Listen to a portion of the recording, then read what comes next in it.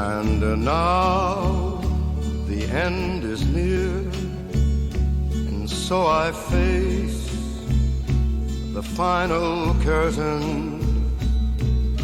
My friend, I'll say it clear, I'll state my case, of which I'm certain.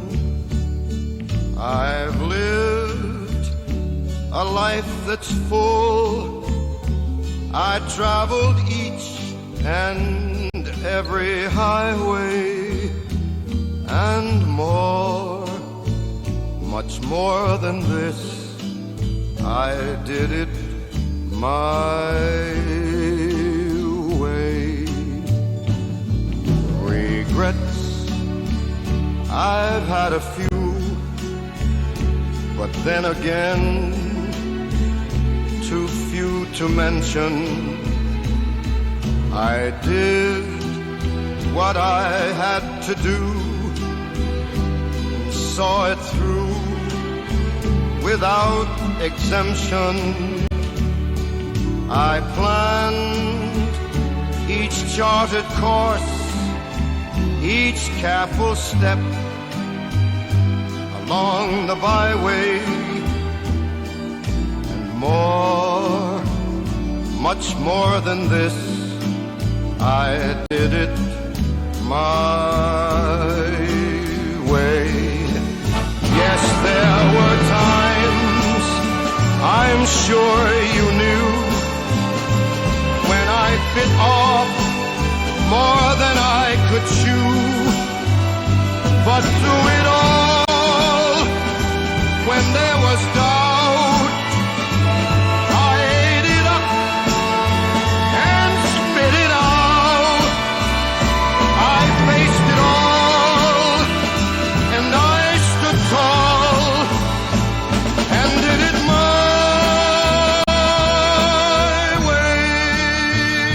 I've loved, I've laughed and cried, I've had my fill, my share of losing, and now, as tears subside, I find it all so amusing to think I did all that, and may I say, not in a shy way. Oh no, not me. I did it my way. For what is a man? What has he got?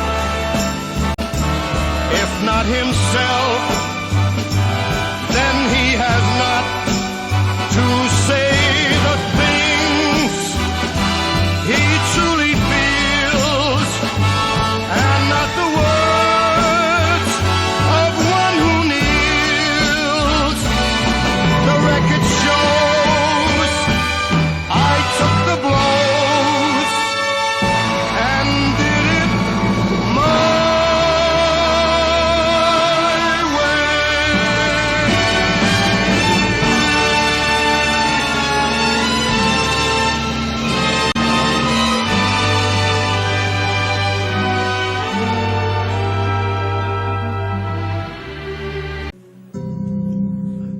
En la época de Einstein, Isaac Newton era Dios.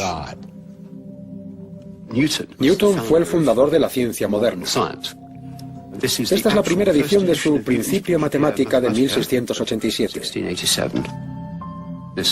Este objeto invalorable es el famosísimo libro que se convertiría en los fundamentos de la física universal de los siguientes 3 siglos, hasta que Einstein los echó por tierra.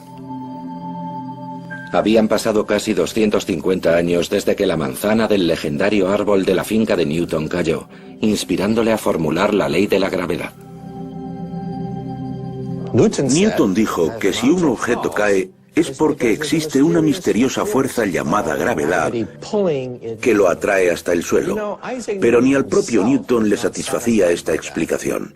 Los objetos se mueven porque son empujados, no atraídos. Se mueven porque son empujados.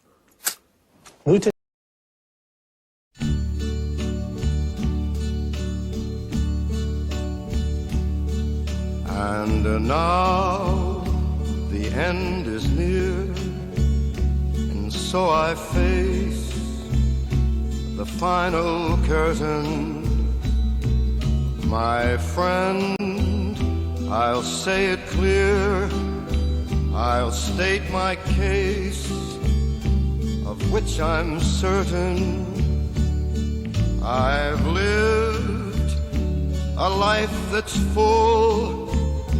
I traveled each and every highway, and more, much more than this, I did it my way. Regrets, I've had a few, but then again, too few to mention. I did what I had to do, and saw it through without exemption. I planned each charted course, each careful step along the byway,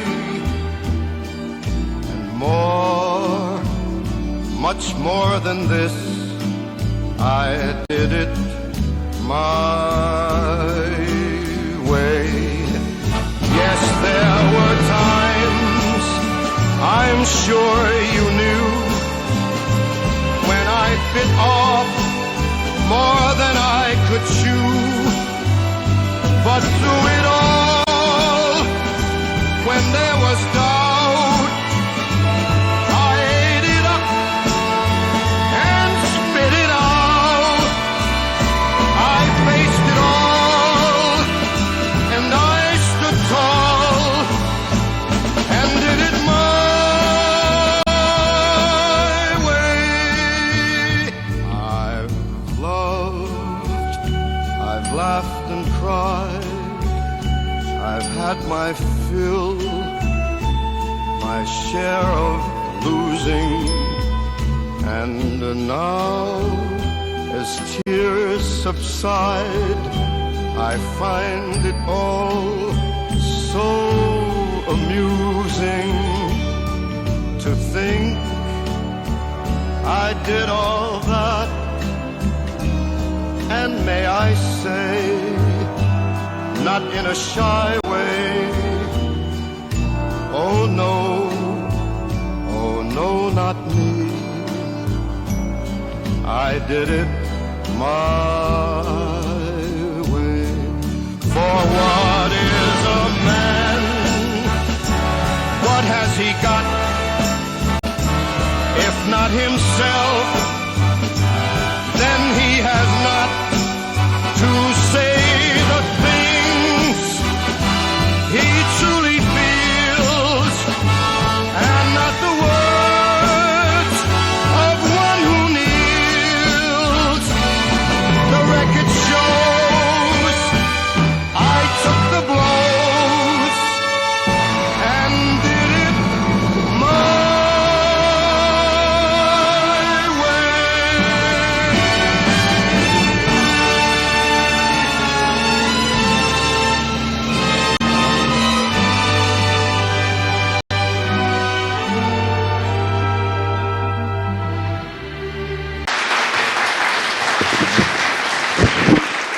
Muchas gracias. Bueno, gracias por estar aquí en este último día, que ya la facultad está medio vacía, pero bueno, qué bueno que están aquí. Bueno, les voy a hablar de hoy justamente de un tema que está muy directamente relacionado con mi propio tema de investigación. Este es un tema que me emociona mucho en ese sentido, y es un tema que se ha puesto muy de moda en los últimos 3 años, porque el tema de la charla, las ondas gravitacionales, de las que les voy a hablar durante la próxima hora, se detectaron por primera vez en el 2015. Y entonces es algo que está muy de moda. No solo se detectaron por primera vez en el 2015, fueron el motivo del Premio Nobel de Física del 2017, hace un año, que fue otorgado a estas tres personas, Rainer Weiss, Barry Barish y Kip Thorne. Kip Thorne, el que está hasta la derecha, es amigo mío, fue mi abuelo académico, es decir, asesor de doctorado de mi asesor de doctorado. Entonces, mi abuelo académico. Además, a lo mejor alguno de ustedes ha oído hablar de él, tiene algunos libros de divulgación muy conocidos. Fue asesor científico de la película Interstellar hace algunos años, y bueno, a partir del año pasado es Premio Nobel de Física. Y el Premio Nobel fue precisamente por el descubrimiento de las ondas gravitacionales, de las que les voy a platicar el día de hoy. Bueno, para hablar de ondas gravitacionales, pues hay que hablar un poquito de gravedad.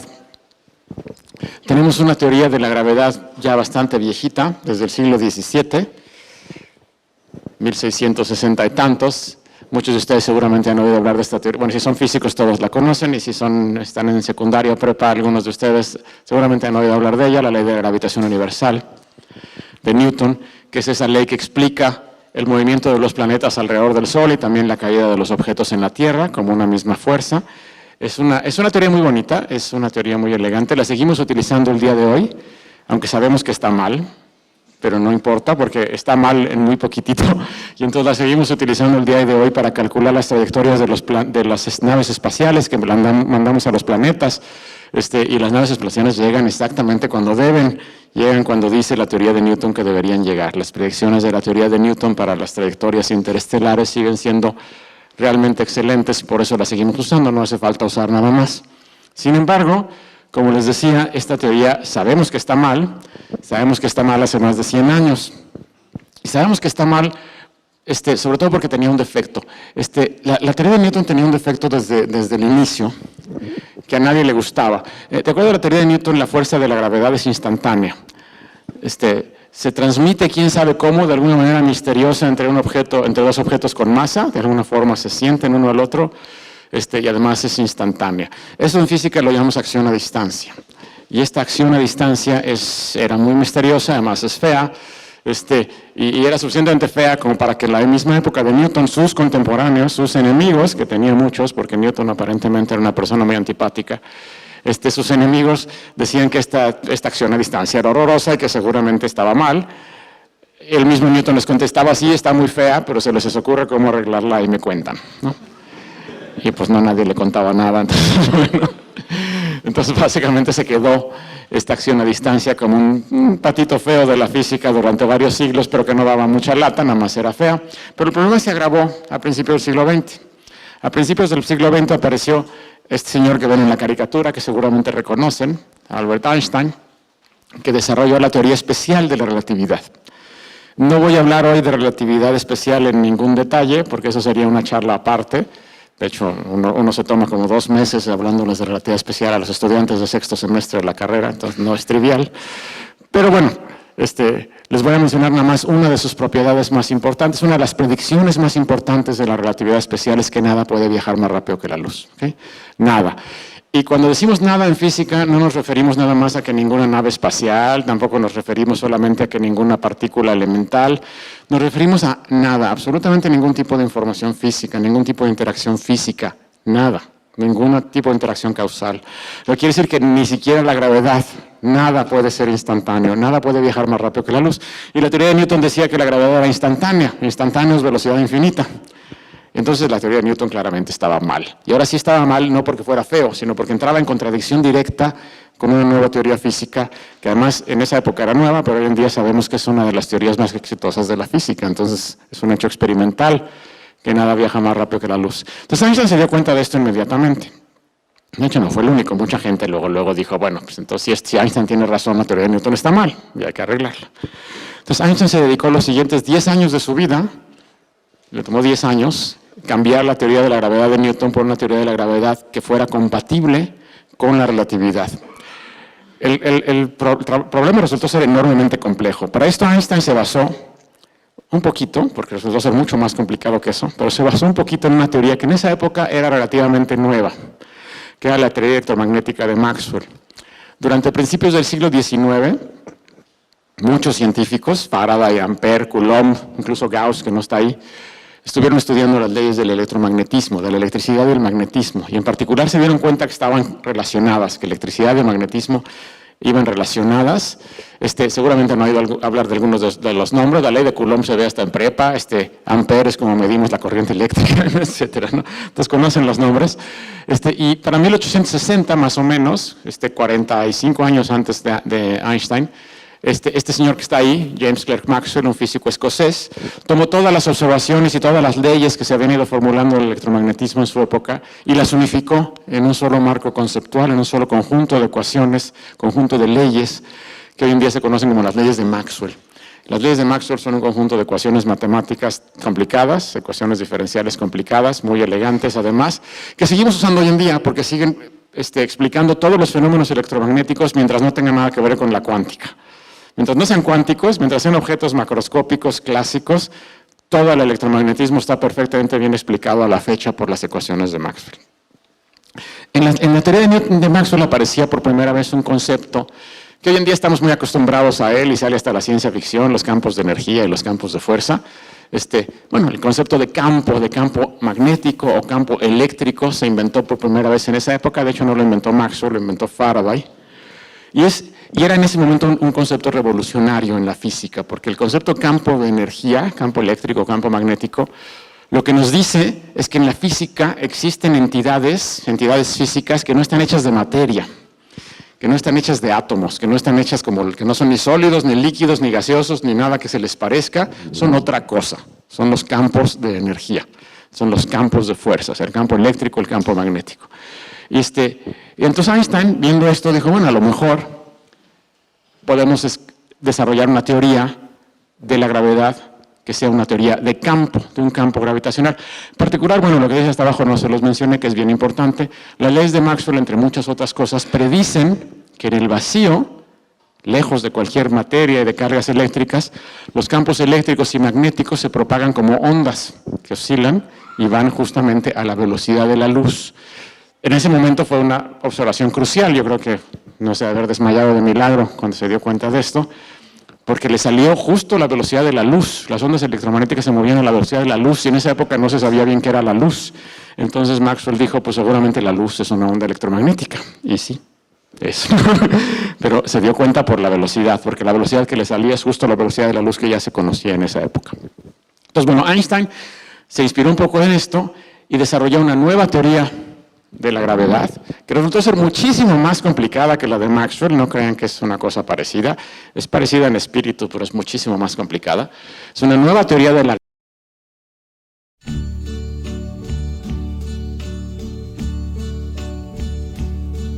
And now the end is near, and so I face the final curtain.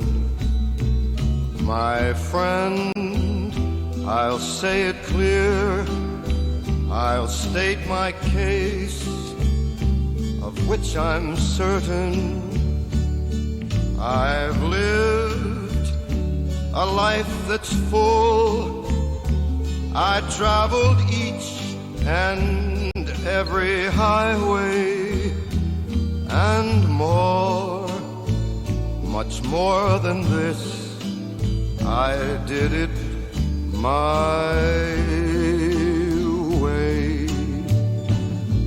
Regrets, I've had a few, but then again, too few to mention.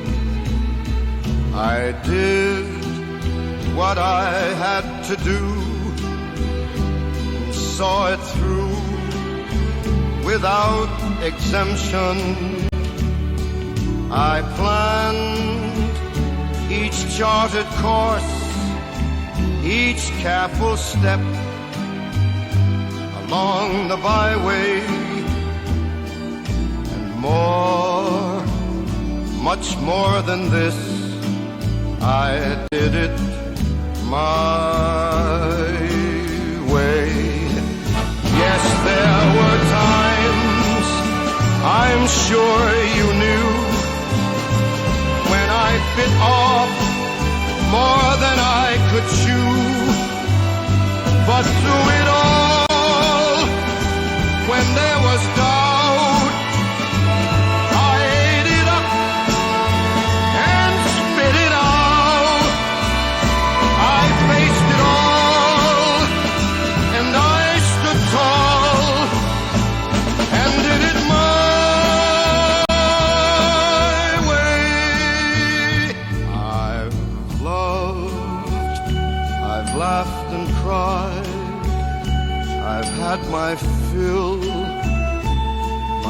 share of losing. And now, as tears subside, I find it all so amusing to think I did all that. And may I say, not in a shy way, oh no, not me. I did it my way. For what is a man? What has he got? If not himself, then he has not